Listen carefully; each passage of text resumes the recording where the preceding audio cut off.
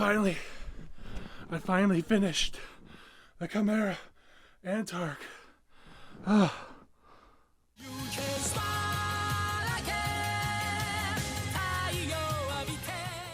Welcome back, ladies and gentlemen, to the Loot and Kyle YouTube channel. And we got a lot to talk about today. For everyone that's been following along, I'm going to be talking about episodes 110 to 136 of the Hunter x Hunter anime. So I'm going to be going over the encounter with Yuppie on the staircase. I'm going to be talking about Netaro versus Meruem. And of course, I'm also going to be talking about Gon versus Pitou. And a whole lot more beyond that. So let's get into part 2 of my Chimera Ant arc blind review.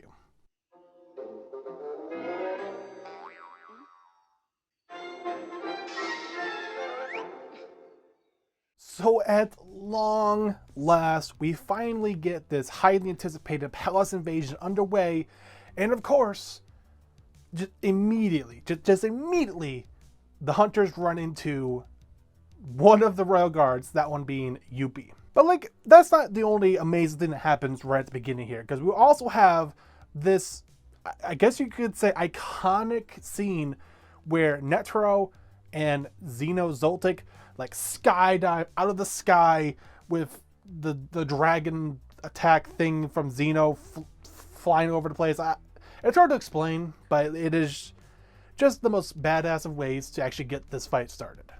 Now, what I will say is that this arc, at least this part of the arc, is very effective at making the tension feel very palpable. Like, we see a lot of stuff happen, but then the narrator will tell us that only mere seconds have passed.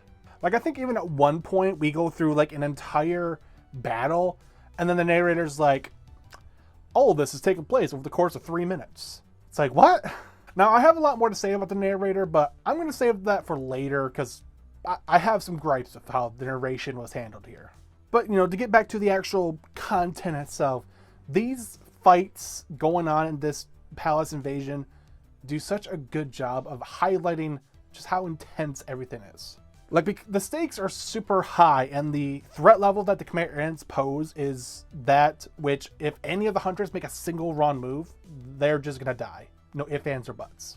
So even though the actual pacing of the episodes are a bit on the slow side, I really didn't mind because the intensity of each individual moment is so intense.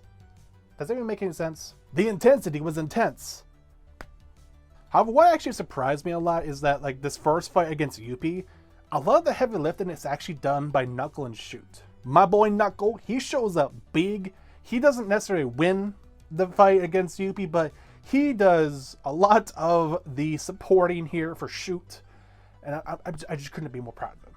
And while that's all going on, we have Morale trapping Poof, the other royal guard, in like a smoky cage.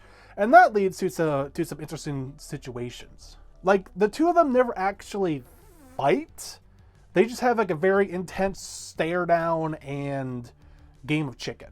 Like, I actually really did get the vibe that Poof wasn't necessarily as strong as Morrow, or at least not in their current circumstances, but Poof was actually able to get out of this situation that really should have been a loss for him, just by pure intellect and his ability to bluff his way through circumstances. But we have some more characters going around than just the hunters. We also got Ikalgo, the octopus Chimera Ant. He's off doing his own little side quest where he's trying to rescue Palm, who had come earlier and is lost somewhere in the palace. And I'm gonna be honest with you guys, I really didn't care for Ikalgo's hunt for Palm, because Ikalgo's okay, I guess, but I don't know much about him. And then Palm, on the other hand, just is like a really creepy lady who I feel like she doesn't really serve much of a purpose in the story. She's also just kind of there. I mean, for goodness sake, I didn't even mention Palm in my last video because I really didn't feel like there was any point to. The only noteworthy thing she did was try to go on a date with a 13-year-old. That's creepy. Like, she does have a cool ability where she can use a crystal ball to like observe people from a distance, but I mean, in terms of Hunter x Hunter Nen abilities, that one is kind of on the tame side. Now, to her credit, Palm does go through this horrific sequence where she gets captured by the Chimera Ants and is actually like forcibly mutated and turned into a Chimera Ant. Like, I'm really trying to find a reason why it's important that this happens, but after she becomes a Chimera Ant, she just like regains her memories right away, and then helps the hunters out. So like, we go through this whole sequence where she gets captured and turned into a Chimera Ant, but like over the course of one episode, she gets turned back into her normal self, basically. So yeah, Palm was kind of wasted potential there, and Ikago going down to the basement and like playing hide and seek from some other Chimera Ants was fine, I guess, but compared to everything else that was happening, it felt very insignificant. Like I said, not bad, but just like, I really felt like there was more important stuff going on, so I didn't want to spend too much time with Ikago.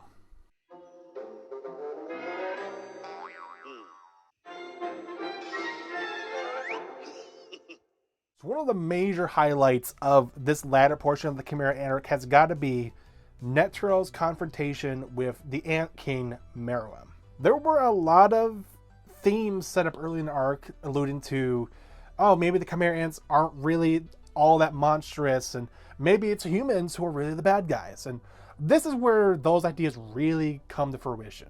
Like, despite everything that's going on, Meruem doesn't actually want to fight Netaro. He doesn't want to engage in this battle if he can get away with just talking out the problems. However, Netaro finds himself in a position where, because his bosses want one thing, and the fact that there's always the potential that the Ant King could go berserk and wipe out all of humanity, he really doesn't have any other choice but to engage with Meruem. Like, it's ironic that Netaro is probably the most powerful human in this series, at least that we've met so far, and yet he's kind of being forced to do something he doesn't want to do against his own will by weaker people, just a bunch of suits in an office somewhere. But make no mistake, that does not stop Netaro from pulling out the giant golden guns by using his Nen ability, which literally summons a giant golden deity statue thing with access to like over 100 different moves.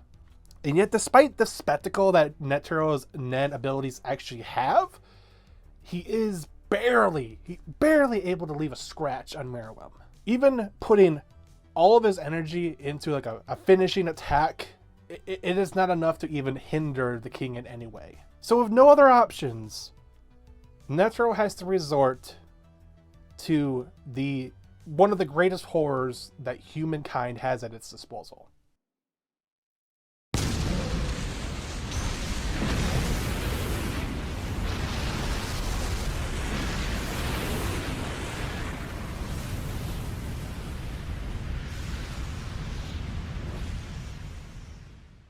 In the end, Netaro uses his body as a delivery mechanism for what is essentially a nuclear bomb. And it's through technology that we're able to eliminate this natural threat to humanity. And it just really goes to show that humans, we may not be physically the strongest, but we have our minds. We have the technology that we develop to create these weapons of mass destruction. And we use them in circumstances like this to just eliminate life trying to do its thing. Humanity is the one that stooped to using a device with a greater amount of evil potential than even the Ant King is capable of. So like, while the message of humanity being more monstrous than the actual monsters was a little on the nose here, it is something that does appeal to my preferences. So like, I'm fine with the way it was handled here. It does leave a lasting impression. Although, funnily enough, Meruem does end up surviving the bomb.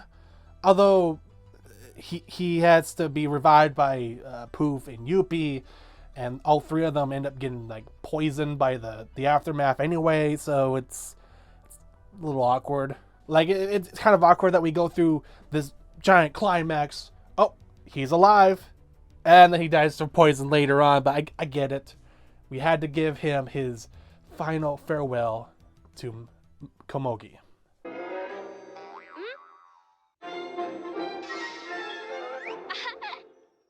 So keeping with the themes of humanity really pushing itself to overcome obstacles that are in its way, we have... Honestly,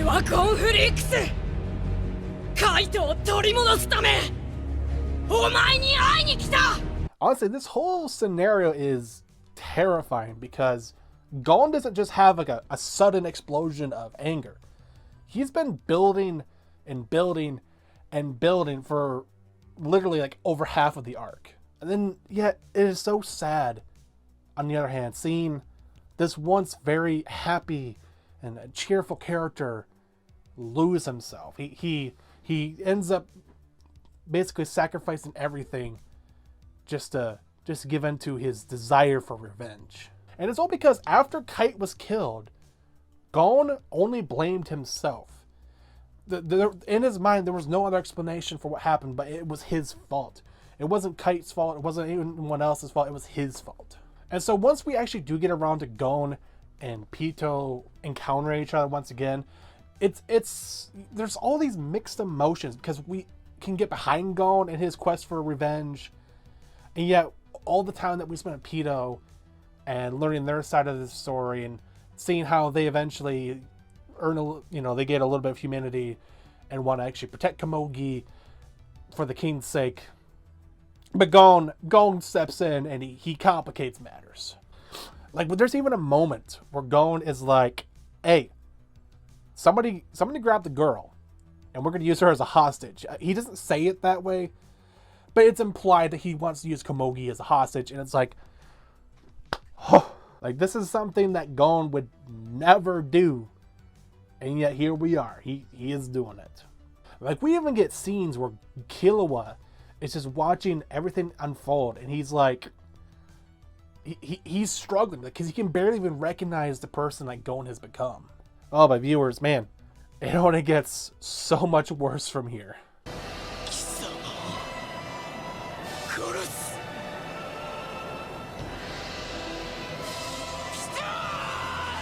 So after we get the scene where Pitou tells Gon that there is nothing they can do. There is no way to bring Kite back. He's dead. Dead is dead. That is it. There is nothing that can be done.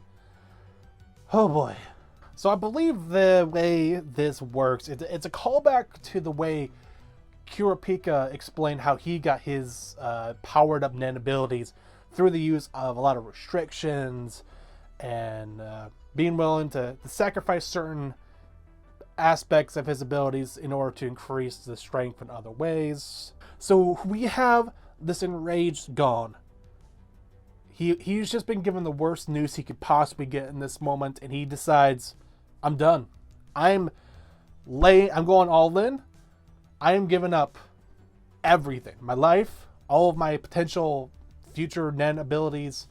He just throws it all away so he has the strength to do what he needs to do, which is eliminate Pitou right here and now. And as I've gone through a lot of shonen anime and manga, there have been a lot of times where the main character will get a cool looking ability that involves them having to sacrifice something in order to achieve it. Think like Goku's Kaioken or Luffy's Gear Second. Most of the time, the drawbacks of these powers are not stuff that's really immediately noticeable. It's maybe supposed to be something that happens long term, but because of the way the series are, we don't really see the effects take place. But what Gon does here, is to a level that has a level of finality to it that I was really not expecting. So we have Gon encapsulating all of his life force, like all of his aura, all the aura he's ever going to have in his life, to transform his body into his adult stage. Like he turns himself into an adult through Nen, and then he proceeds to lay a smackdown on Pitou that actually made me feeling bad for Pitou. By no means was Pitou a bad person now, but I don't even think they deserve the thrashing that they got. But the thing that might have broken my heart most about all this was actually seeing Killua's reaction to seeing Gon. There was so much visible shock and sorrow on his face when he realized Gon had gone beyond the stopping point. He's so far gone that he's not even the same person anymore. And then once everything is, once the dust has settled, we have Gon, we have Killua, just the two of them sitting there reflecting on everything that has happened. And so to kind of tie things back around to the Netaro Meruem fight, Gon went even beyond what Netaro was doing. Gon became as monstrous as a human possibly could. He became more monstrous than any Chimera Ant possibly could. Also, he could murder this animal that was just acting on natural instinct after its ant colony was threatened by the hunters. So we have once again humanity proving that it will just go the distance if it ever feels threatened for whatever reason.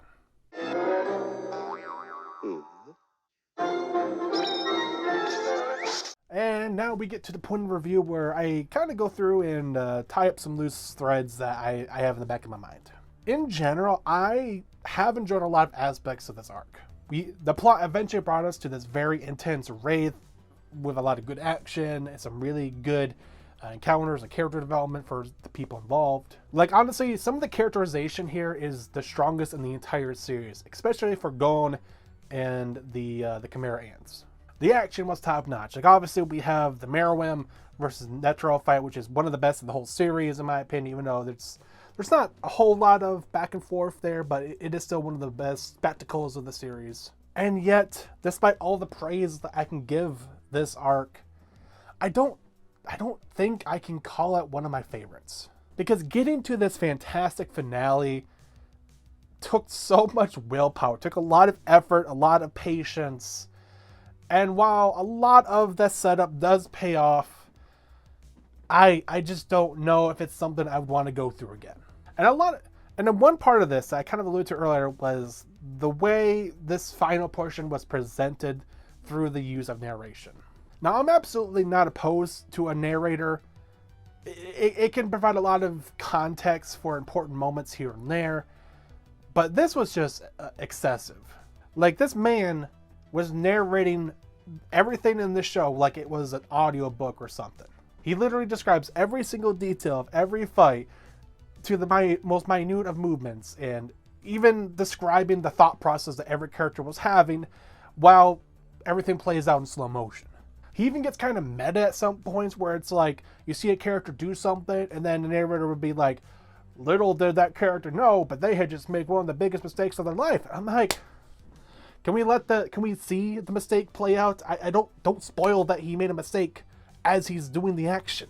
And I kind of get why it was done this way, because the way it is presented does make the individual actions feel more weighty. Like, it feels like there's more importance behind every little thing that is done.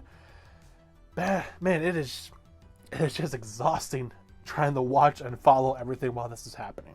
Like, I'm not usually somebody that is easily like offended or anything like that, but I honestly felt like the narrator was condescending me by explaining the most trivial and obvious of details at times. Now, if this was just a couple of episodes, it wouldn't have been a big deal. But this was like almost 30 episodes of the narrator having full control of everything. I might have gone just a wee bit insane as a result. But you know what? My personal annoyances aside, where does this leave the Chimera Ant arc? It is really hard to place where I would rank this amongst the other hunter arcs, because like I said, there are so many good aspects. Honestly, this arc has some of the highest of high points, but it also has a lot of the lowest of low points too.